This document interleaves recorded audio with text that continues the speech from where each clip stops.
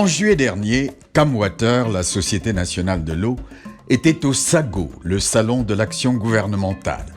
Son directeur général, Blaise Moussa, y a animé une conférence pour expliquer les enjeux de la politique de l'eau au Cameroun.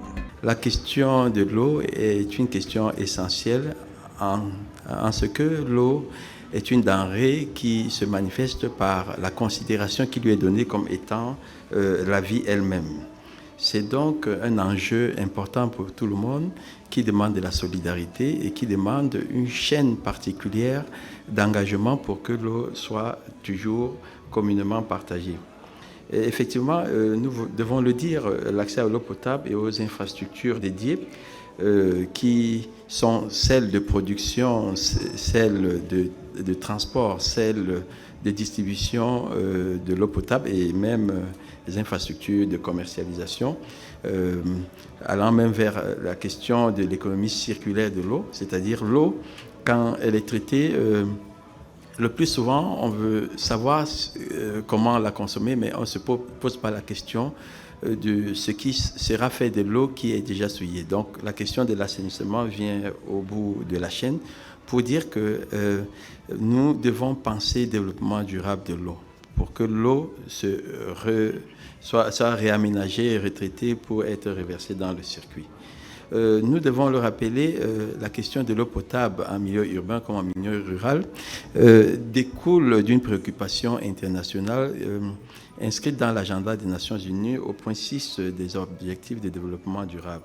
Au Cameroun, ce droit fondamental est particulièrement reconnu, aussi bien dans les différentes réglementations, les législations et réglementations, que dans la politique nationale de l'eau. Mais ça découle déjà de la vision du chef de l'État qui l'a sans cesse exprimé, notamment en le réitérant dans son dernier discours du 31 décembre 2022. Il a dit qu'il est important que l'eau potable soit au centre de tous les enjeux pour les populations. En 2004, il l'avait déjà dit, tant que les Camerounais mourront de soif, son combat ne sera pas terminé. Et ce combat se poursuit aujourd'hui au point où nous pouvons dire avec assurance que l'eau potable est une question qui est prise en charge significativement par la SND 30. La SND 30, parlons-en, elle accorde une attention particulière à l'amélioration des conditions de vie des populations, et notamment en ce qui concerne la facilitation de l'accès à l'eau potable. Nous avons pensé à traduire la projection vers une capacité de mise à disposition de l'eau potable à travers un document que nous avons appelé le Programme prioritaire quinquennal d'investissement 2023-2027. Ceci dans le but de développer les infrastructures de production, de distribution et de stockage, ainsi que celles de commercialisation de l'eau potable pour un accès beaucoup plus assuré de l'eau potable aux populations.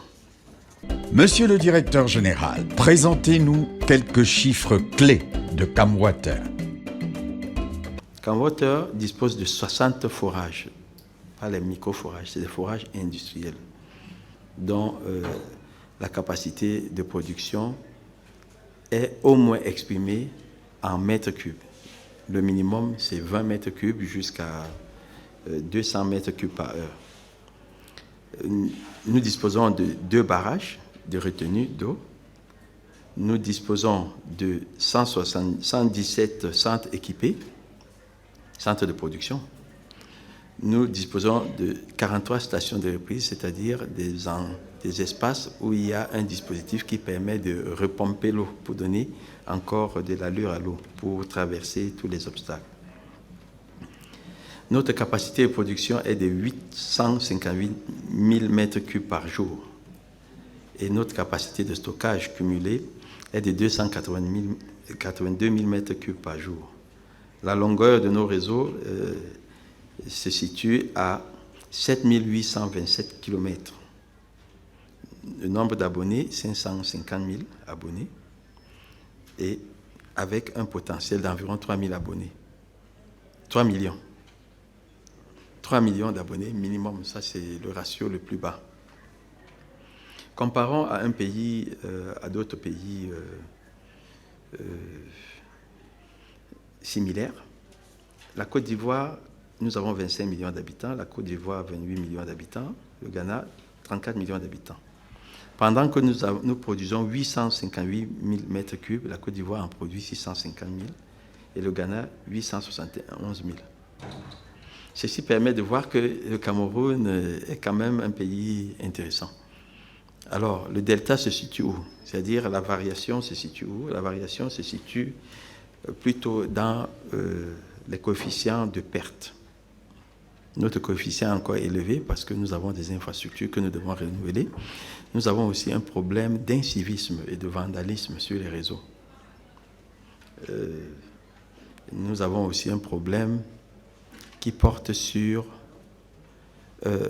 la normalisation des équipements de construction de nos réseaux. Vous allez voir qu'à la fin, nous en parlerons parce que l'un des objectifs de notre démarche sera de bâtir, dans le cadre de la politique de l'import-substitution, des usines de production, des éléments de construction de réseaux, mais également de compteurs, de branchements. Ici au Cameroun, cela est possible. Le nombre d'abonnés en Côte d'Ivoire au Cameroun est de 550 000. En Côte d'Ivoire, ils sont à environ 2 millions d'abonnés. Au Ghana, 750 000 abonnés. Je reviens sur ces chiffres pour dire qu'est-ce que nous attendons pour aller vers Camwater, pour prendre un abonnement. L'État fait tout pour produire de l'eau potable. Si nous prenons simplement le cas de Yaoundé, actuellement, à Komiada, il est produit 130 000 mètres cubes, 135 000 mètres cubes. À la Meufou, il est produit 50 000 mètres cubes. Nous sommes à 185 000. Et bientôt, on va ajouter 300 000 mètres cubes supplémentaires extensibles à 400 000. Il faut que les Camerounais choisissent d'aller vers les réseaux Camwater. Même s'il y a eu des vicissitudes du passé, nous n'allons pas abandonner notre société de production pour laquelle l'État consent beaucoup de sacrifices. Le taux de décès au Cameroun est de 34%. En Côte d'Ivoire, ce taux de décès est de 80%. Vous comprenez pourquoi ils sont à 2 millions d'abonnés. Au Ghana, ce taux de décès est de 77%. Si nous ne résolvons pas ce problème, Camwater va avoir de la peine à être viable sur le plan comptable, financier, économique et technique. Pourquoi? Parce qu'avec 500 000 abonnés seulement et autant de centres de production, vous voyez que nous avons 117 centres de production. Ce n'est pas sûr que dans d'autres pays, il y en ait autant parce que les entreprises concernées sont souvent des filiales des multinationales et c'est carrément aussi de la fermage. Il se passe qu'avec un nombre d'abonnés aussi bas, nous fonctionnons en deçà du coût moyen, au-dessus du coût moyen. Le coût moyen en économie, lorsqu'il se croise avec le prix moyen, on est sûr qu'on va faire un taux, on va égaliser. Au plus égaliser, on ne pourra pas faire de bénéfices, on peut égaliser les coûts. Mais on a maintenant, si nous produisons à un niveau où le coût moyen, le coût marginal est égal au coût moyen, à partir de cet instant, on peut commencer à réaliser les bénéfices. Or, avec ce nombre d'abonnés qui est aussi bas, on est sûr que nous n'arriverons même pas à égaliser les coûts fixes. Parce que toute entité a pour vocation de maîtriser les coûts fixes et comme ça, il peut mieux se projeter vers la réduction des coûts variables. Donc, voilà, nous devons travailler là-dessus. Je parlais de centres de production, la Côte d'Ivoire en a 83, le Ghana 88. Qu'est-ce que cela signifie? Cela signifie qu'il y a une volonté plus forte des pouvoirs publics au Cameroun de garantir un accès plus étendu des populations dans différents milieux urbains au Cameroun que dans les autres pays. Bon, ceci a peut-être quelque chose à voir avec la particularité du Cameroun, qui ne comporte pas que quelques grandes villes, mais qui comporte à la fois des grandes métropoles et environ 70 et 80 villes secondaires d'importance et d'autres villes secondaires en émergence.